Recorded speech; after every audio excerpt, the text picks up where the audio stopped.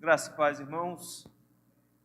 Vamos abrir as nossas Bíblias no livro do profeta Amós. Amós, capítulo 5, do versículo 18 ao versículo de número 27. Diz assim a palavra do Senhor: Ai de vós que desejais o dia do Senhor. Para que desejais vós o dia do Senhor? É dia de trevas e não de luz.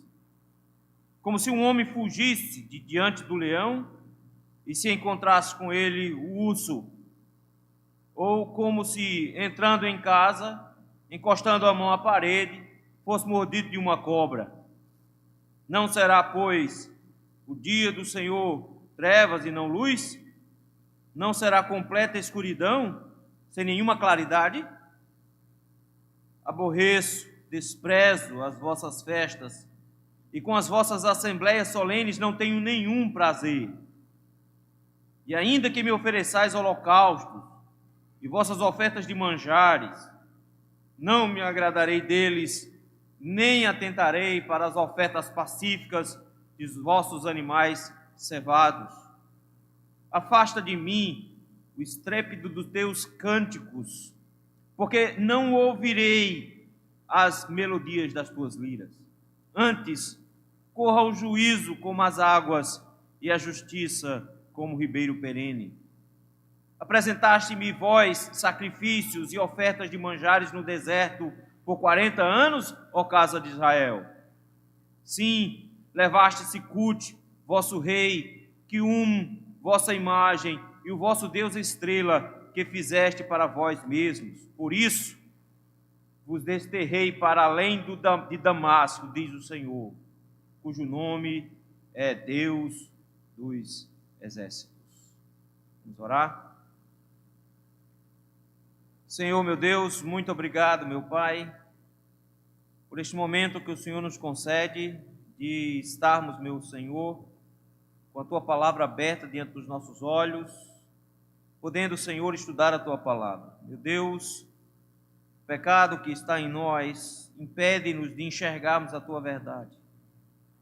Por isso, meu Senhor, pelo Teu Espírito Santo, ilumina o nosso entendimento nessa noite, para que possamos compreender a Tua palavra.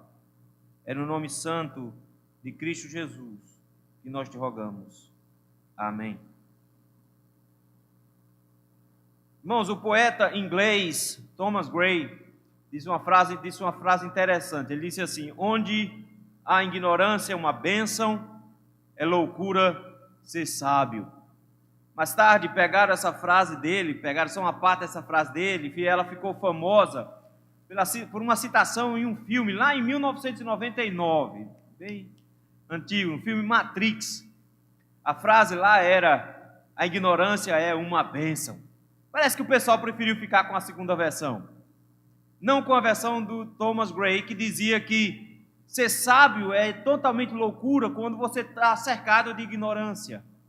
Mas parece que a igreja evangélica brasileira, em especial, parece que gostou dessa ideia. E o princípio parece ser que ignorância é a melhor das atitudes. Parece que não conhecer é que nos traz felicidade. É bem verdade que conhecimento sempre traz tristeza. Conhecimento sempre traz desilusão. Você conhece, então você se decepciona. Tudo no mundo acontece assim. Tudo funciona assim.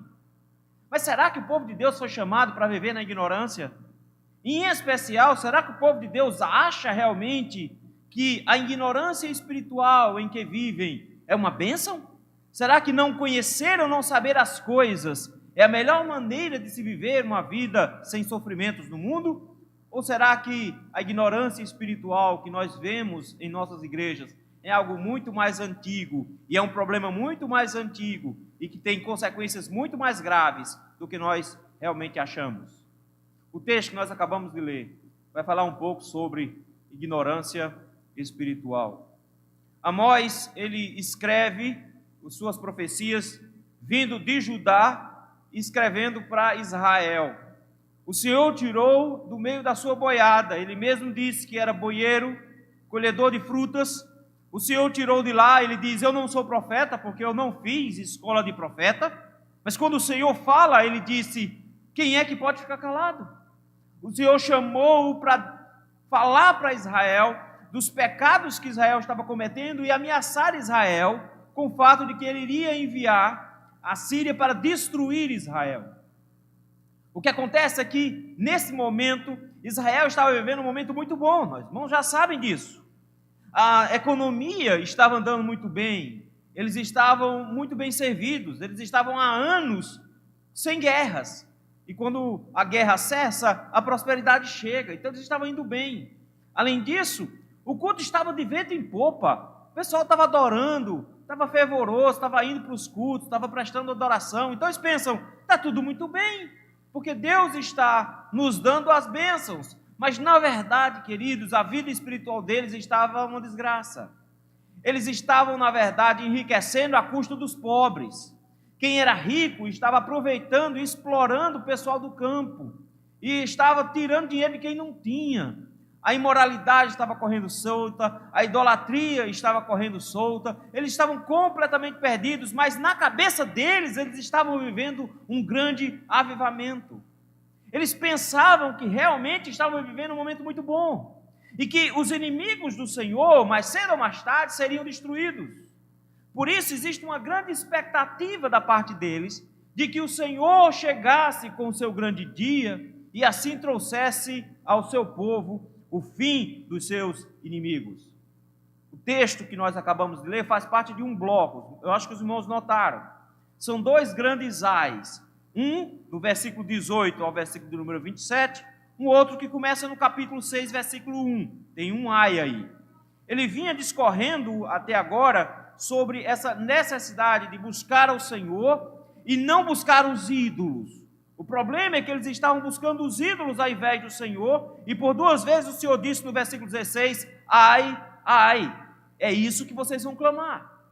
Porque o cântico que nós acabamos de ouvir no mês passado era um lamento de morte.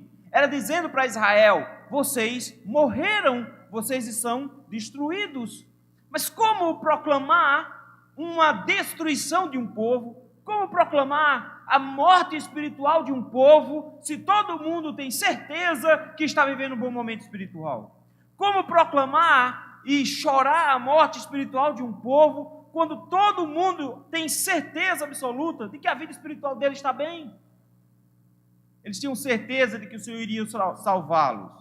Eles trazem um conceito bem antigo de dia do Senhor, aplicam isso para as suas vidas e esperam o grande livramento de Deus. Mas de repente, o que o Senhor faz aqui nesse primeiro ai é uma lamentação sobre o povo, sobre a ignorância desse povo. Eles eram completamente ignorantes sobre a realidade espiritual deles e principalmente, mais perigoso, eles eram completamente ignorantes sobre a realidade do futuro que os esperava. E é isso que eu gostaria de ver com os irmãos hoje. O perigo da ignorância espiritual. O texto nos apresenta pelo menos dois perigos. O primeiro perigo está aí no versículo 18 a 21.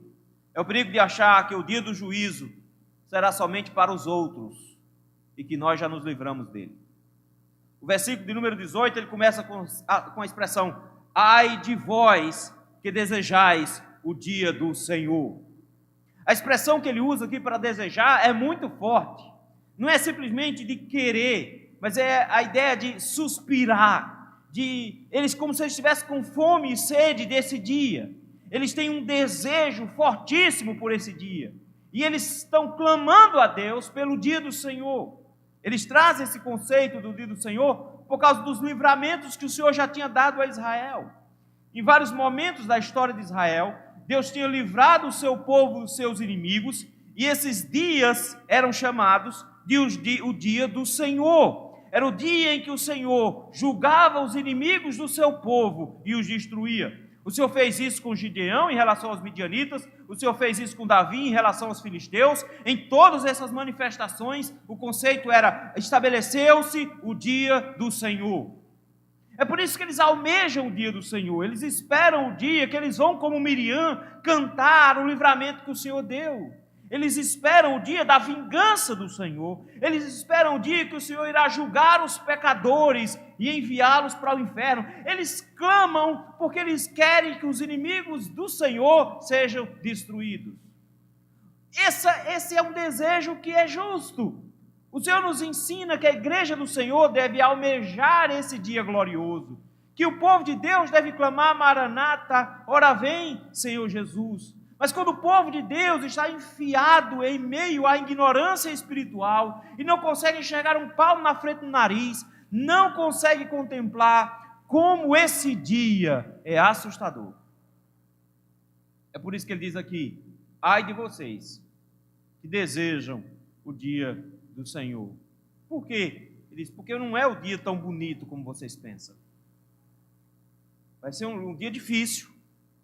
É tanto que o versículo número 18, ele termina assim, dizendo assim, olha: para que vocês desejam o dia do Senhor? O que é que vocês acham que vai acontecer quando Deus vier julgar os seus inimigos? O que é que você acha que vai acontecer quando o Senhor se erguer para destruir os seus inimigos? Note, queridos, que essa pergunta aqui traz de imediato a resposta em seguida. É dia de trevas e não de luz. Primeira coisa que o Senhor nos lembra aqui, queridos, é que esse não é um dia de esperança, esse é um dia de desespero.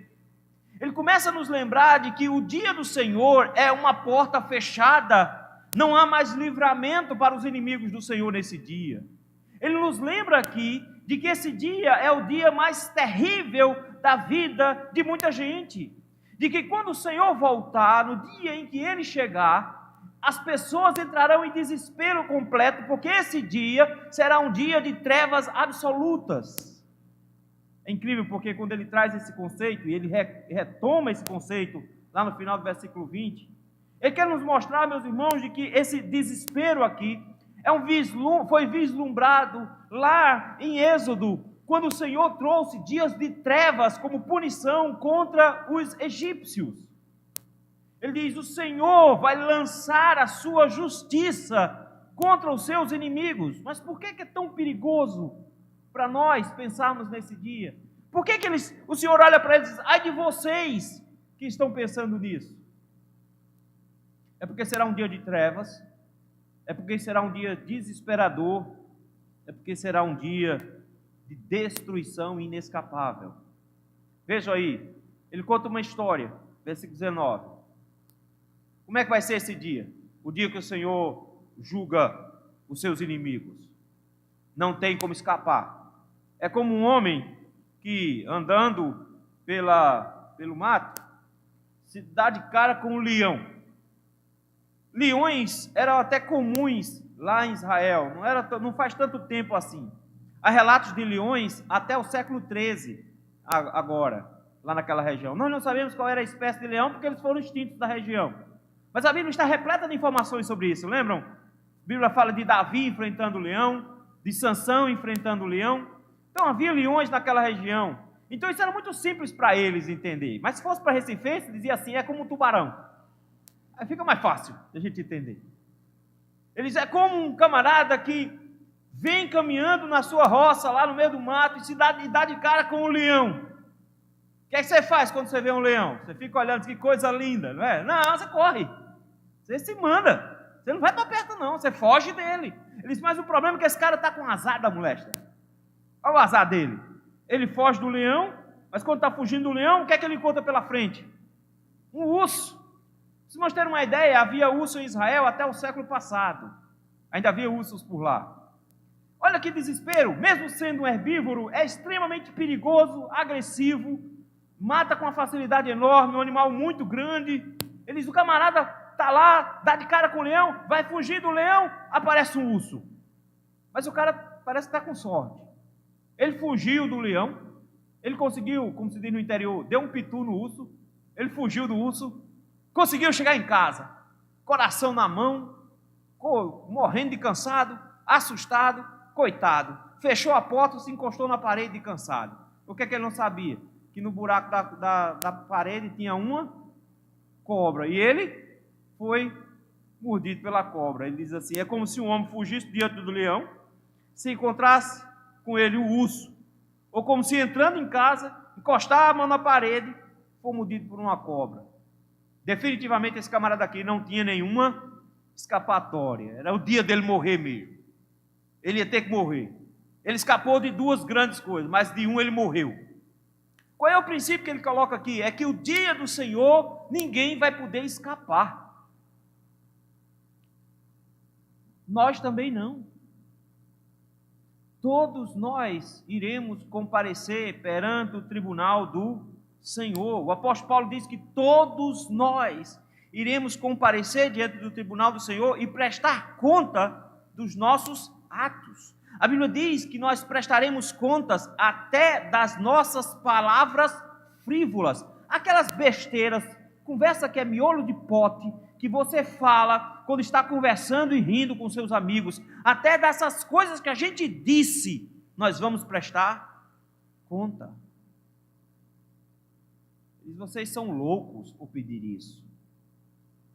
Vocês estão sendo loucos por pedir o dia do Senhor. E por que eles estavam sendo loucos por pedir do dia do Senhor? Porque será um dia de trevas e não de luz. Nesse dia será um dia de completa escuridão, nenhuma claridade. Esse dia será um dia de desespero. Mas por que seria um dia de desespero? É porque eles achavam que o dia do Senhor viria para os inimigos deles e não para eles. O Senhor havia prometido, ainda neste capítulo, que o Senhor iria se levantar contra eles, que o Senhor iria estabelecer contra eles um julgamento, e quando o Senhor chegasse, o dia do Senhor dessa vez seria contra Israel. Deus tinha dito que por causa da vida que eles estavam levando, da forma pecaminosa como eles estavam vivendo, o Senhor iria chegar e não iria mirar as suas armas contra os inimigos de Israel, iria mirar as suas armas contra o próprio Israel. É por isso que ele diz, olha como é perigoso ser um ignorante. Eles não enxergavam a vida espiritual que eles estavam vivendo. E quando eles clamavam dizendo, vem Senhor, Senhor, e nos livra dos nossos inimigos, o Senhor mirava o dia do Senhor contra eles. Queridos, como é perigoso se considerar um salvo quando você não vive de acordo com a vontade de Deus. Meus irmãos, nós precisamos lembrar disso, porque é extremamente perigoso quando a falsa religião nos ensina a salvação, quando nós realmente não somos salvos. De como é perigoso, meus irmãos, termos uma certeza de salvação baseada na carne e não baseada na ação do Espírito Santo em nós. De como é perigoso acharmos que o céu nos está garantido quando nós temos uma vida completamente distante dos caminhos do Senhor. Não, meu irmão, não é você clamando Maranata que faz você ir para o céu. Pode ser que o seu clamor por Maranata seja o pedido para a sua destruição. A religião falsa, queridos, leva os homens a achar que estarão diante do Senhor justificados, quando na verdade estarão diante do Senhor condenados. É por isso mesmo que o próprio Jesus alertou quanto a isso. O próprio Senhor nos advertiu de que naquele dia muitos iriam clamar ao Senhor em Mateus capítulo 7, versículos 21 e 22. Muitos dirão naquele dia, Senhor, Senhor, não profetizamos nós em Teu nome? Em Teu nome não expulsamos demônios? Em Teu nome não fizemos muitas maravilhas?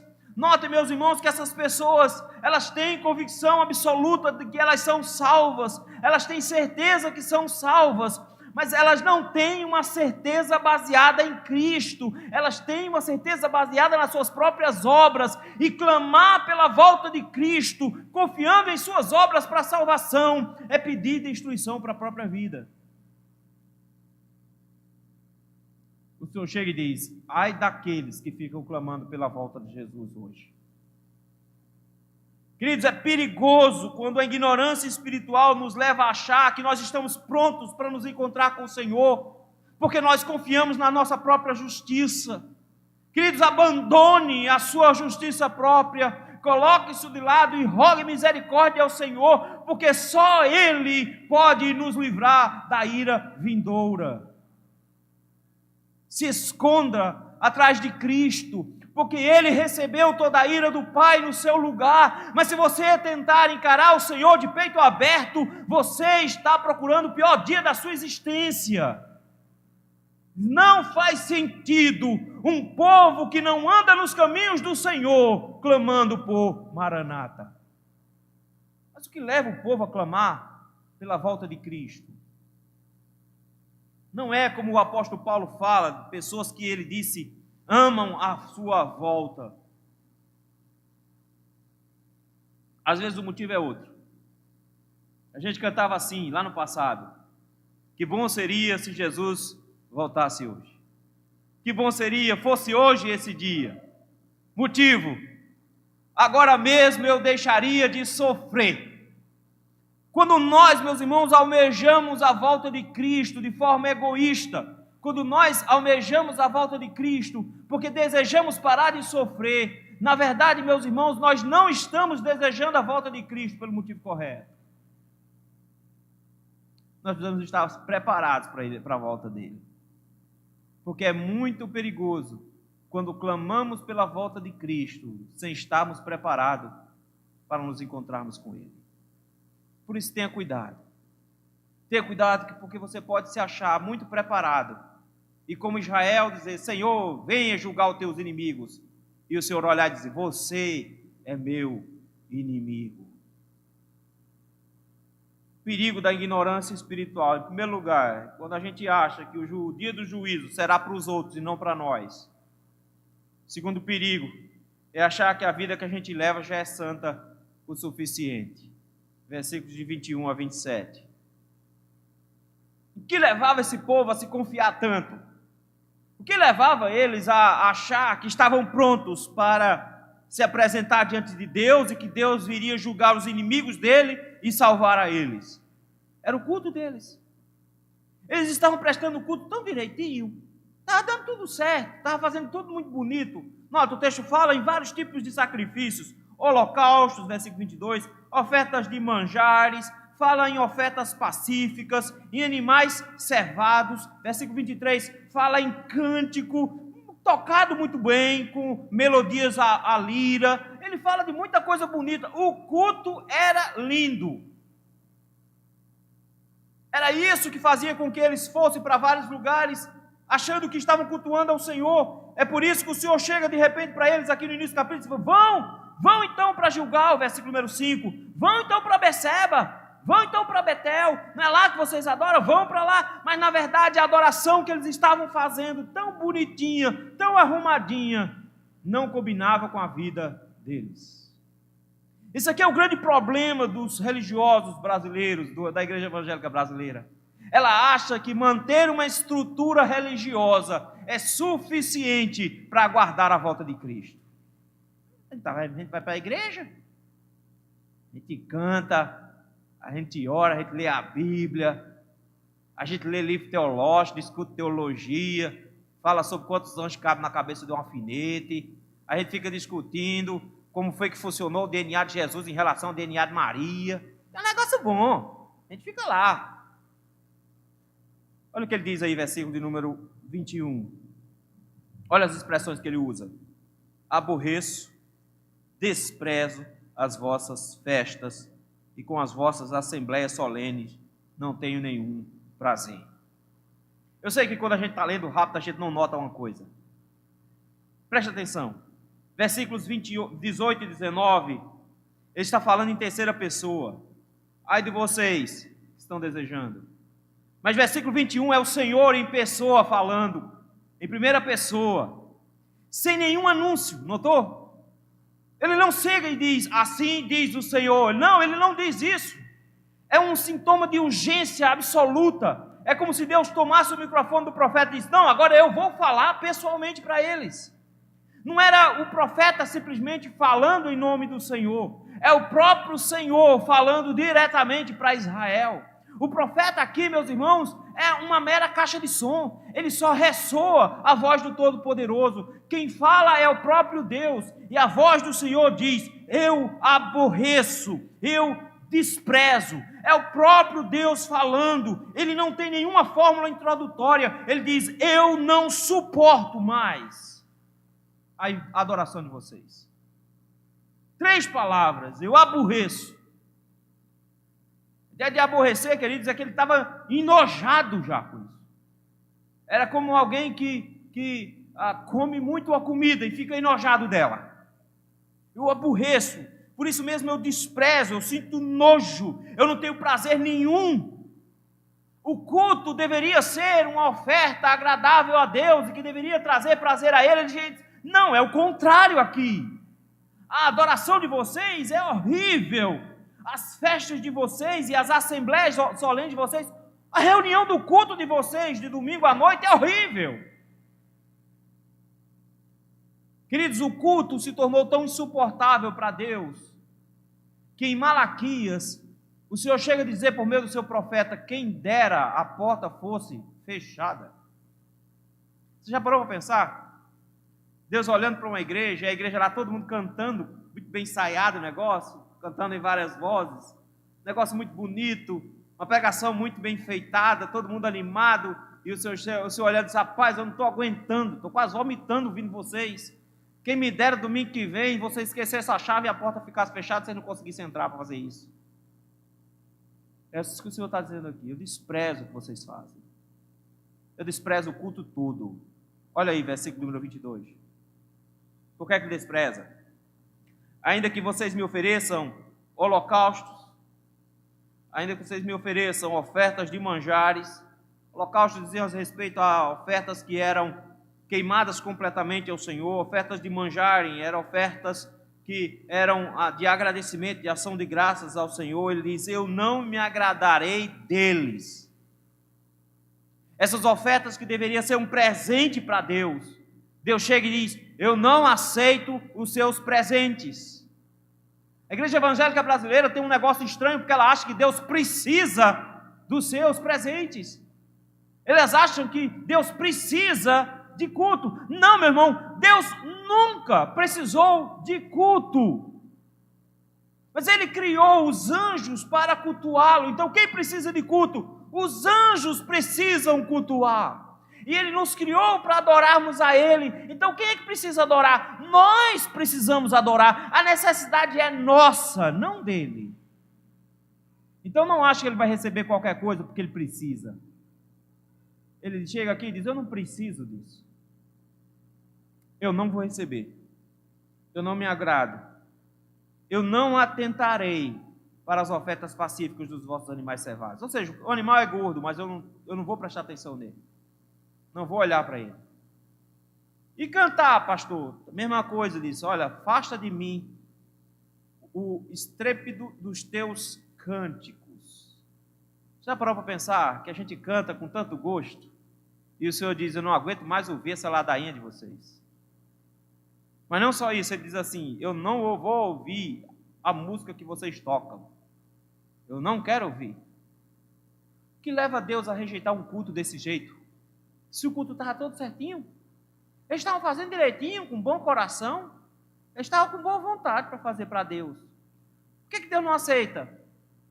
Por causa do versículo seguinte, versículo 24. Esse é o versículo chave do livro. Antes corra o juízo como as águas e a justiça como um ribeiro perene. Isso aqui é uma espécie de poemazinho, curto, de um versículo só. Tem uma estrutura que você já conhece, que eu já expliquei, estrutura quiásmica. Ele abre e fecha com água, notaram aí? Ele começa a dizer: corra o juízo como as águas e a justiça como um ribeiro perene. Lá tem águas no início e água no final. A ideia é de que o que o Senhor esperava do seu povo: vida. O que é que Ele espera? Que o povo viva com justiça, que vocês façam o que é certo, que vocês vivam conforme as regras, que vocês estabeleçam a justiça no mundo. Não se engane, meu irmão, não se engane. Deus não recebe a adoração de ímpios. Deus não recebe adoração, por mais bonita que ela seja. Deus não recebe adoração. Motivo? Não é possível adorar a Deus sem o sangue de Cristo para nos levar até a presença dele. Em primeiro lugar, a pessoa precisa ser convertida. Porque pode cantar feito um anjo, mas será um anjo caído quando canta. Porque no final das contas, o Senhor não recebe adoração daqueles que não têm o sangue de Cristo sobre suas cabeças. Porque ninguém está apto a entrar na presença de Deus com justiça própria. Precisa se esconder debaixo do sangue de Jesus Cristo para ser aceito. Mas não só isso. Precisa viver em santidade para que possa também ser aceito. Vocês não vivem, ele diz. E porque vocês não vivem, a vida sua durante a semana invalida o seu culto do domingo. Semana todinha, falando mal de todo mundo, maledicência, xingando todo mundo, falando mal de Deus e do diabo. Não perde a oportunidade de difamar o irmão, de espalhar uma mentira sobre o seu próximo, não perde a oportunidade. Mas no domingo, a mesma boca que amaldiçoa durante a semana, quer abençoar no final de semana. Durante a semana inteira, os seus olhos foram rápidos em buscar o pecado. Ora buscando na internet, ora buscando na rua. Adulterou com todas as mulheres que passou por perto. Os seus olhos são rápidos para adorar a sua própria carne. E no domingo, quer adorar o Senhor com seus olhos, não é possível. Seus pés foram rápidos em buscar o mal, em fazer o que era errado diante do Senhor. Você usou os seus pés para trair a sua esposa, usou os seus pés para ir atrás do pecado, usou os seus pés para buscar dinheiro e buscar somente dinheiro, não buscar o Senhor. Você usou os seus pés contra Deus o tempo inteiro, mas no domingo meus pés trouxeram-me para a casa do Senhor e eu louvo ao Senhor com meus pés. Não, meu irmão, não dá para do sábado para o domingo você se tornar um adorador. Não dá. Ele diz aqui, o problema é a vida de vocês. Versículo 25. Vocês apresentam-me os seus sacrifícios. Apresentaste-me vós sacrifícios e ofertas de manjar no deserto por 40 anos, ó casa de Israel. Ele agora começa a olhar para o passado e diz, vamos fazer uma retrospectiva aqui? Que adoração vocês me deram lá no deserto? Que tipo de adoração vocês me deram? Na verdade, meus irmãos, o diácono Estevão, lá no livro de Atos, vai sacar esse texto aqui e vai dizer, foi assim que nós nos portamos. Porque no mesmo dia em que o nosso Deus nos deu as tábuas da lei, quando Moisés desceu, nós estávamos adorando um bezerro de Arão. A idolatria sempre esteve no coração deles, de forma que eles tinham uma adoração idólatra e também imoral. Era assim que nós nos portávamos. Ah não, mas é porque a gente estava no caminho, a gente estava chegando lá ainda, então não deu tempo ainda. Mas lá no capítulo 7 de Atos, ele diz mais, e não foi só isso, quando nós entramos na terra prometida, nós fizemos a mesma coisa. É por isso que ele diz assim, versículo 26, sim, o que é que vocês levaram? Levaram o Sicut. Isso aqui são deuses assírios, os deuses que o Senhor vai usar para destruir Israel. Deus é assírio, o vosso rei, era um deus rei, é conhecido como Saturno. O outro, Quium, uma imagem, o Deus estrela. Vocês adoram Deus estrela, vocês adoram deuses falsos. Foi isso que vocês fizeram. Notem, queridos, que a adoração deles estava dividida entre ídolos e o Senhor. Não tem culto bonito que disfarça uma vida idólatra. Não tem culto bonito que desfaça uma vida corrompida pela idolatria. É por isso que ele termina dizendo assim, por isso eu vou desterrar vocês. Por isso eu vou tirar vocês da terra e vou mandar vocês para além de Damasco. É interessante porque ele não diz nem para que lado vai direito. Para aquelas bandas lá, ó. Eu vou tirar vocês do lugar que eu coloquei vocês.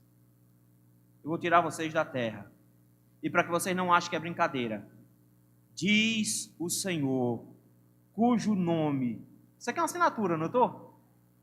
Isso aqui é fechamento de um contrato.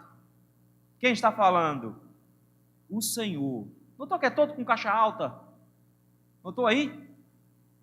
Quem está falando é o Deus de Israel, com quem Israel tem aliança. O Deus que é conhecido como o Deus dos exércitos. Ele diz: eu vou mandar vocês embora da terra. O dia do Senhor vai vir, mas vocês serão punidos por causa da ignorância de vocês, em achar que a vida que vocês estão levando é boa o suficiente, por causa do culto tosco que vocês me apresentam, achando que eu me encanto com bandinha tocando, com música colorida em cima da bandinha enquanto toca, achando que eu me encanto com solos de guitarra ou com vozes estridentes, achando que eu me encanto com técnicas vocais. Eu não me encanto com essas coisas, não. Vocês não entenderam. Anjos cantam para o Senhor. Ele não precisa da sua voz rouca. Ele diz aqui: não, eu não me encanto com isso. O que é que eu quero de vocês? Justiça. Vivam de forma reta. Porque vocês não vivem de forma reta. E a semana desmancha o seu domingo. Desmancha a sua adoração. Queridos, como é assustador ver como a ignorância espiritual é perigosa. É perigosa justamente porque o povo de Deus não consegue compreender como as coisas funcionam.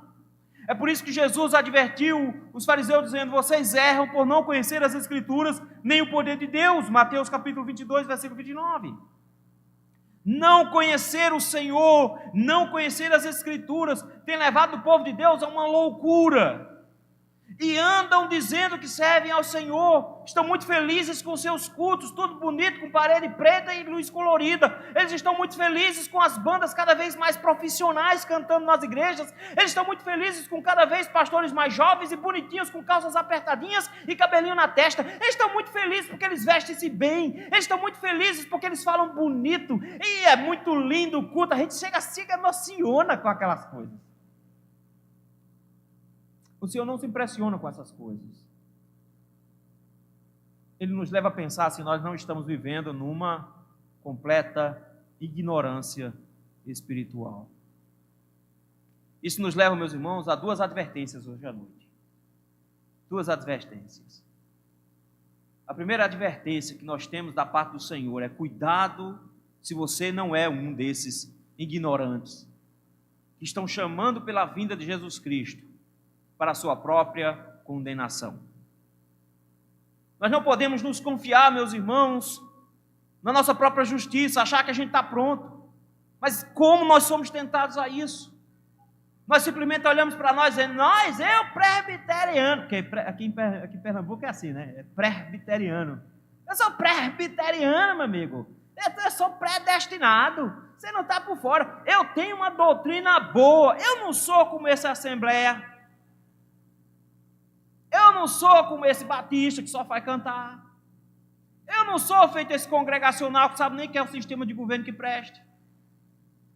Eu sou presbiteriano, eu tenho os símbolos de fé de Westminster. Eu sou confessional. Queridos, quando nós nos agarramos a essas bobagens, nós nos esquecemos de que não é isso que nos salva. Não vai ter lá no céu uma credencial do tipo: vem aqui, calvinista, é você, pode entrar. Não, meu irmão, conhecer a verdade não te faz viver a verdade, porque Satanás é muito mais calvinista do que você. Ele ouviu todas as pregações de Calvino pessoalmente. Você fica lendo o que ele ouviu. Ele acompanhou tudo. Ele passou 3 anos ao lado de Jesus assistindo pregação. Não, meu irmão, ouvir a verdade, conhecer a verdade, não é conhecer a Jesus Cristo. Você precisa conhecer a verdade, que é Jesus. E não se confiar nas suas próprias obras. Então, meu irmão, pega o seu presbiterianismo hoje, coloca no lixo e considera como refúgio e peça: Deus, tem misericórdia de mim, porque eu preciso que o Senhor lave o meu coração imundo. Porque se o Senhor não me lavar, e se eu não estiver escondido debaixo da sua graça, se eu não estiver protegido debaixo das tuas asas, quando o Senhor voltar, será o pior dia da minha vida. Senhor, eu quero muito que o Senhor volte, Senhor, mas que o Senhor transforme o meu coração. Meu irmão, precisamos parar de confiar naquilo que nós somos e naquilo que nós fazemos e rogar misericórdia da parte de Deus, porque Cristo está mais perto agora do que quando no princípio cremos, e nós precisamos estar realmente preparados para a volta de Cristo. Então para de picuinha, para de bobagem, para de ficar brigando na internet se é mãe de Deus ou se não é. Aprende de uma vez por todas, você precisa render-se aos pés de Cristo, pedindo misericórdia a Ele.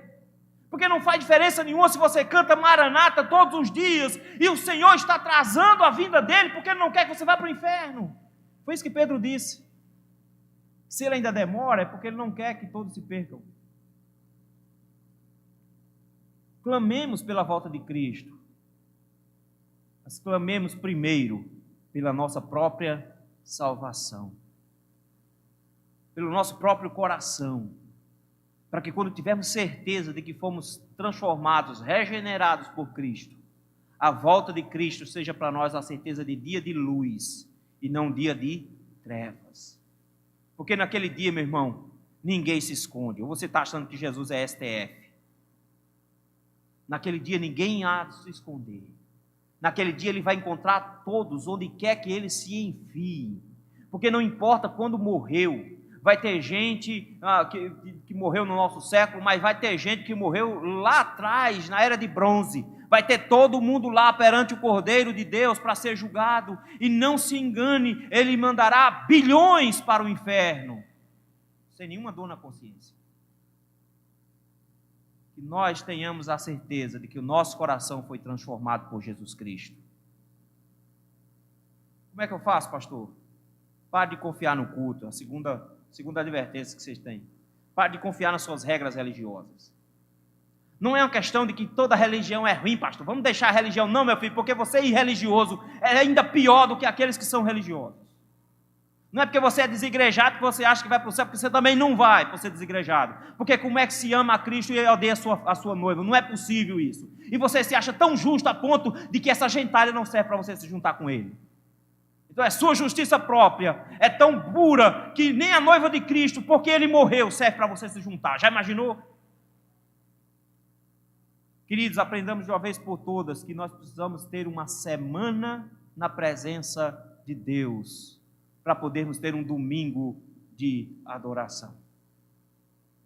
Que não faz diferença qual é o tipo de adoração que você leva para o Senhor.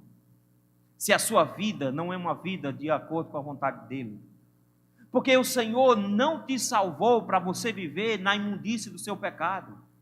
O Senhor não morreu na cruz para você permanecer praticando as mesmas coisas. Se o Senhor salvou você, se o Senhor restaurou o seu coração, é porque Ele quer que você seja santo como Ele é santo. Sede, pois, santo como é santo o vosso Pai que está no céu. Como é que a gente tem se comportado durante a semana, meus irmãos? O que é que a gente anda fazendo na internet, lá no Facebook, Instagram? Tirando foto com pouca roupa e colocando um versículo. Você acha que isso aí é evangelizar? O que mais a gente vê? Meus queridos, como é que nós nos portamos no nosso trabalho?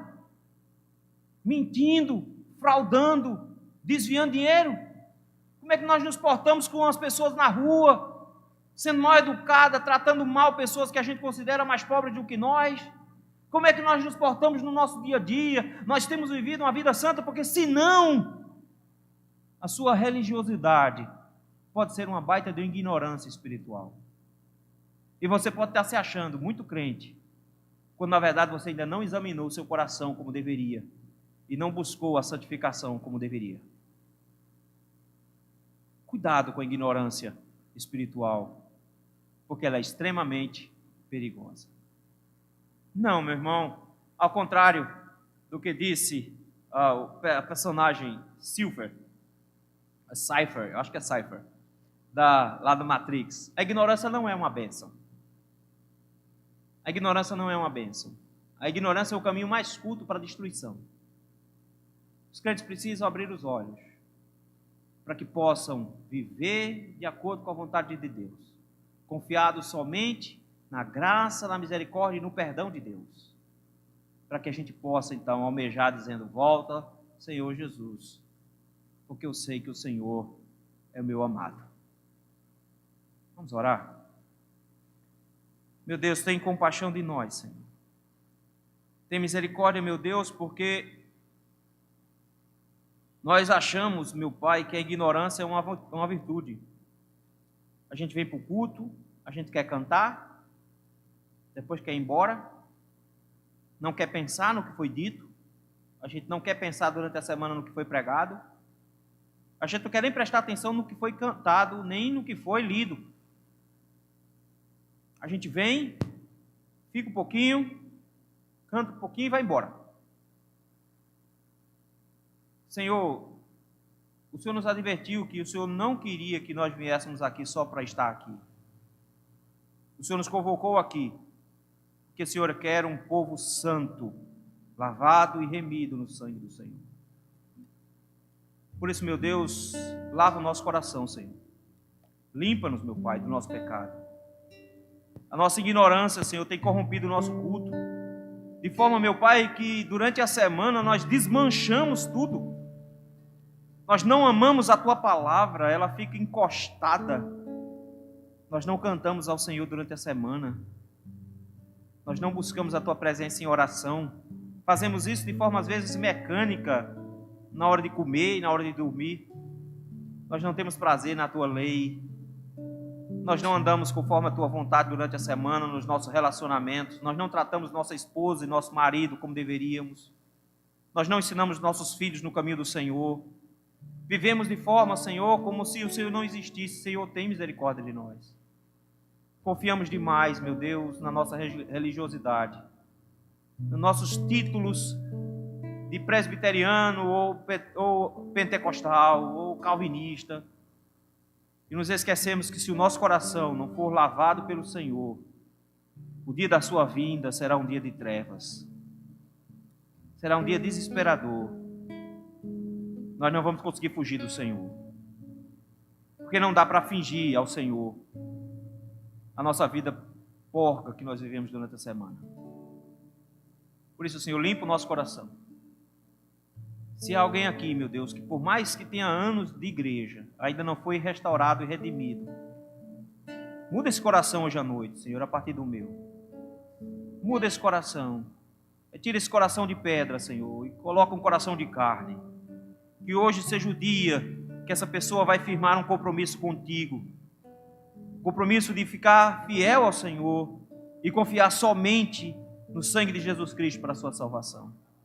Hoje seja o dia, Senhor, dessa pessoa firmar um compromisso contigo, de andar aos teus pés e de ser recebido pelo Senhor naquele dia de glória. Ajuda-nos, ó meu Pai. É no nome de Cristo Jesus que nós te rogamos isso. Amém.